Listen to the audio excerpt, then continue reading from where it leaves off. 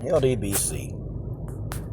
Well, folks, I gotta tell y'all, the older that I get, I'm starting to lose respect for people that I had admiration for.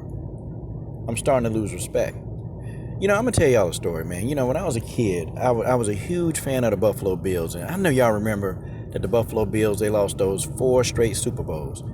I remember, man, they used to have, we used to have Jim Kelly, at quarterback. You had Thurman Thomas, he was the running back. You had Andre Reed, who was the wide receiver threat. I mean, you had Bruce Smith, who was like the defensive tackle, the defensive leader.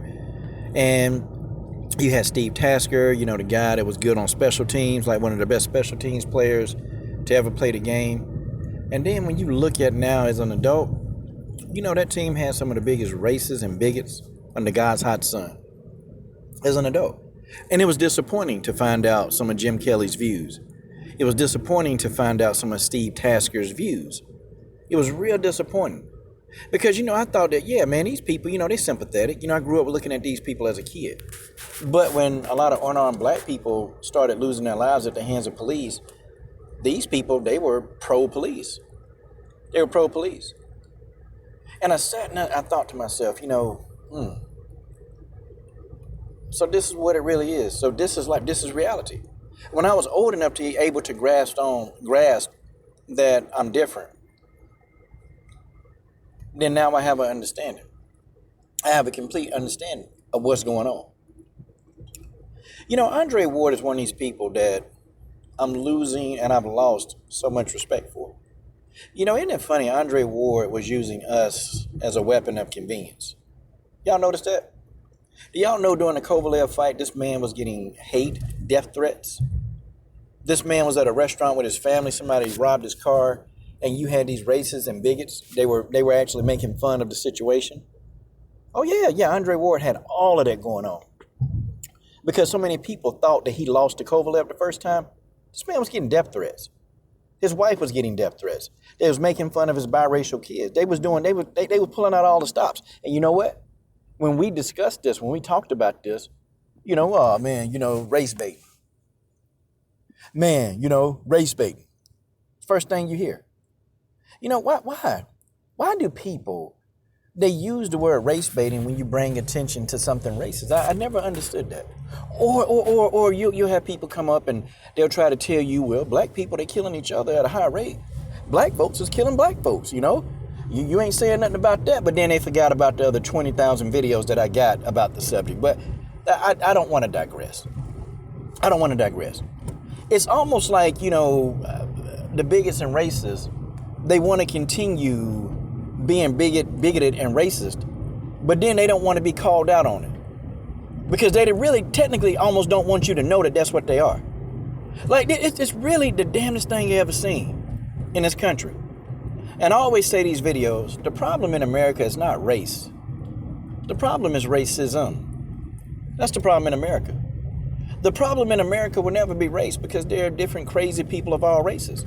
There are good people in all races. I'm not of that mindset where, I believe that, okay, because a person is a different race from me, that they all fit a stereotype and they all bad. I don't co-sign that. Okay? That's not what I think. That's not my view. Okay, I don't have that view of people, okay? Because I've been done wrong by lots of people from lots of different nationalities. But just because somebody is a race, I don't really, stereotype the entire race. That's stupid. I got an Irish homie. That's my Irish homie. I mean, me and him, we fought to the death. One of the first guys I ever fought in an amateur boxing match. And I mean, we fought to the death. Now, I don't like Conor McGregor, but, how would that be, man? How is that? I don't like McGregor, but then I have a stereotype of all Irish people. Y'all see how dumb that sounds? Because all Irish people ain't bad. Look, that's my homie. Okay, that's my Irish homie. Not McGregor, but my Irish homie that I had the image about with. And to this day, me and that dude almost died for me. Okay? And that's a story. I have to tell you the story one day. That dude damn near tried to take a bullet for me, man. So I don't care. I mean, if somebody give me that kind of love and that kind of respect, I'm not finna look at him and say, oh, well, you're not of my race, so, I'm gonna dish you. Hell no, that's my boy. That's my boy. And, when I say, and see, your real friends, let me tell you something. Your real true friends that down with you. And if you speaking some stuff and if you think something racist or bigoted, your real friends, you know what, they're going to support you. They're not going to tell you, well, I don't know if it's this, you race bait. They're not going to tell you that. Your real friends, they're going to be down with you. Like he was having some stuff going back in his country in Ireland. Okay, and somebody was hating on him because I guess it's different. I didn't even know it was different like races of Irish. I didn't know that. But, he was talking about it, and I didn't say, oh, well, you're an Irish guy. You can deal with that. No, I supported my homie. Okay, I supported my boy. And that's what he do with me. I mean, whenever I talk about the situation going on, man, he ain't sitting here talking about, man, you got to get over that. Nah, he just as pissed off as I am, but that's my ride or die. See, what Andre Ward did, I'm going to tell y'all. Andre Ward, what he did is he used us for convenience. See, when the man was getting all the death threats, he was getting death threats. They was talking about the man kids. They was talking about his wife. They was threatening his wife. He was getting all this stuff. And so what Andre Ward did is that he stood behind black people. Okay, this was convenience. He stood behind black people. But, when he criticized Deontay Wilder, he thinking for himself now. I mean, have y'all noticed that? When he criticized Deontay Wilder, he's thinking for himself. Okay, he's using his own mind to assess a situation. But y'all really, really, really want to know what it is? Andre Ward want to appease everybody. Well, he ain't trying to appease black people. He really don't care what black people think about him. He don't care. Okay? But he's trying to appease everybody else. And he's trying to have this old fair and balanced mentality, but it's not working.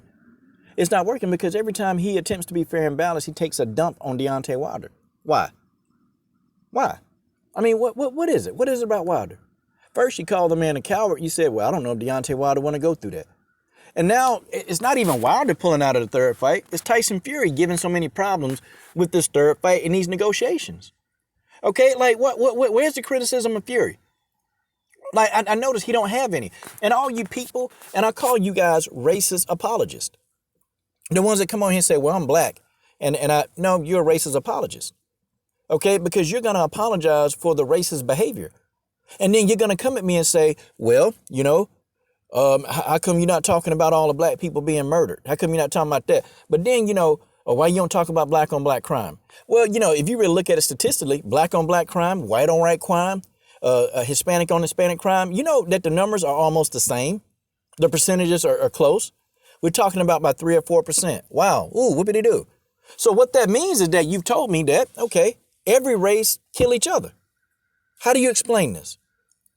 I mean, we don't want to talk about the Asian on Asian crime. Asians kill each other. Whites kill each other. Blacks kill each other. Hispanics kill each other. I don't understand. But, y'all always want to come at me with black on black crime. When I even mentioned that, hey, this is racist.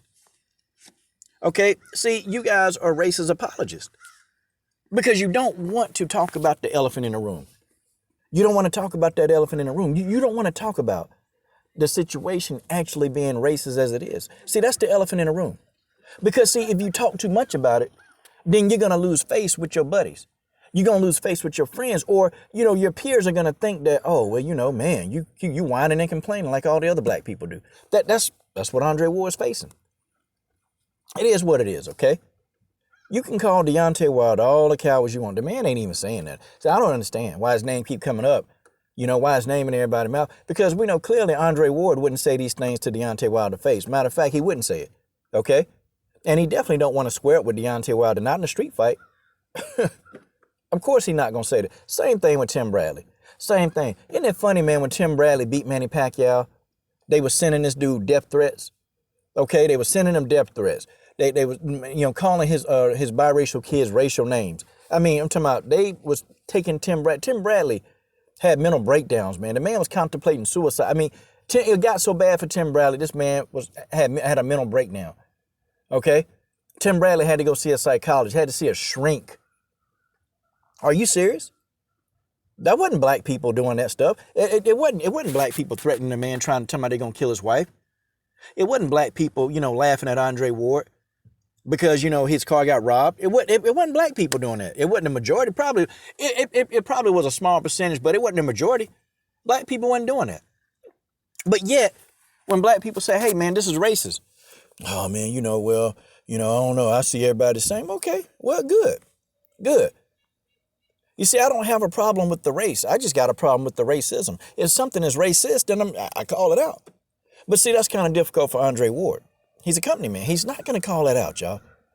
And see, this is what I want y'all to understand, okay?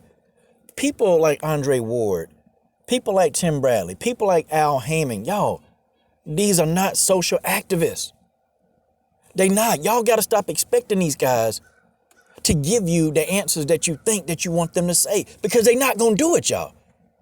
They're not activists. They're athletes. They're fighters. That's it. Anything you need to listen to these dudes on, you listen to these dudes on how they commentate, how they break the fight down. That's what you listen to. Don't listen to these guys on social issues, because if you do, you're going to be disappointed. Okay? You're going to be mad, crazy disappointed when you listen to these guys on social issues, because they don't get it. They don't get it. They really, truly don't get it. So I don't even know why people get upset and be, for what? They don't get it, y'all. They're fighters. They're athletes. But see, I think we in a society, we put these athletes so high up on a pedestal. We put these people on pedestals. We idolize them, and we think to ourselves, no, there's no way that these athletes can say something wrong.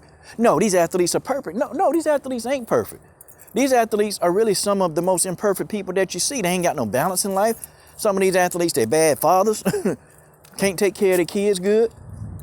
Some of them, and y'all look at these people as gods. That's y'all problem. Did you expect Andre Ward to say anything else? My God, people.